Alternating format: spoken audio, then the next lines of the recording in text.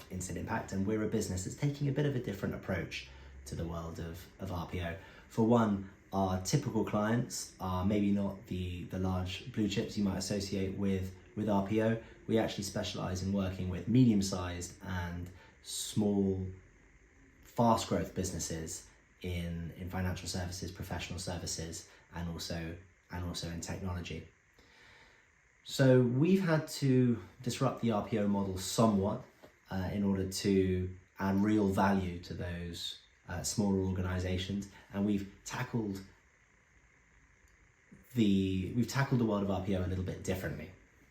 So a number of different ways that we've done that. First of all, with the way that we build teams, with the way that we approach our commercial model, and with the way that we use technology and data in all of our talent partnerships. So one of the key ways that we're doing things differently is with probably the most important element of any recruitment service, and that's with the team itself.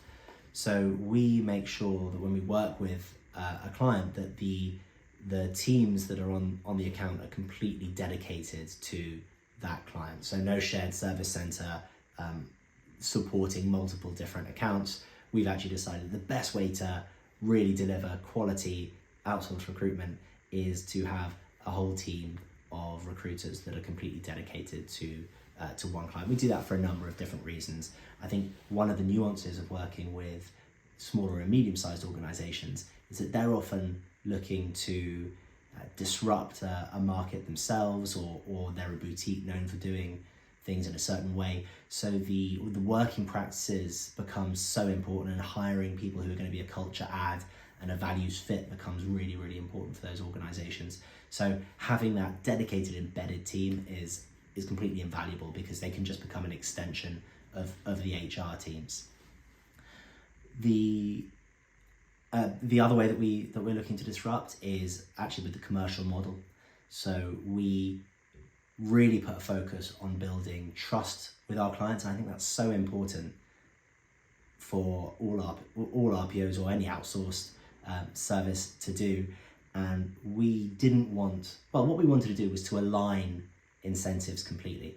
So we charge our clients with a fixed fee every month, and it's just based on the team that we've got deployed, with the technology that I'm going to come on to later, and any marketing channels. But I mean, really any company is the transparency and efficiency that efficient use of technology brings.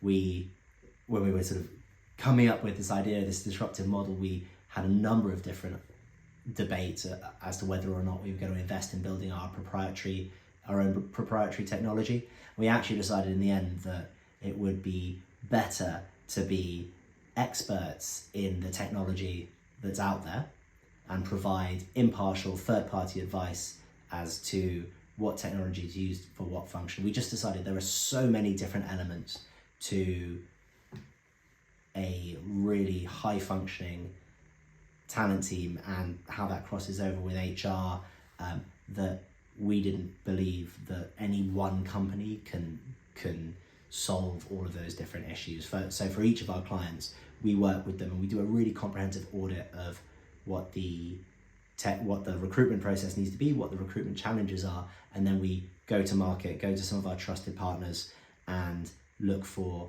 the very best technology to solve that problem. So we might look at a new applicant tracking system, but we might look for something else on the front end of that really helps us to de-bias take the unconscious bias out of a recruitment process.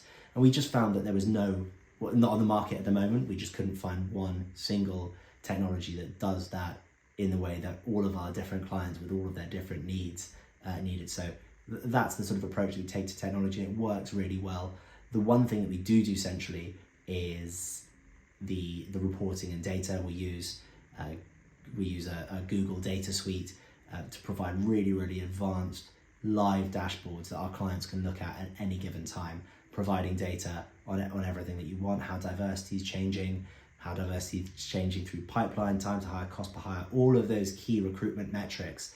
None of which are rocket science, but when you think of them, but it's so rare to find a technology that provides all of that right at your fingertips. And I just think that's really important. Again, going back to that trust question with different clients.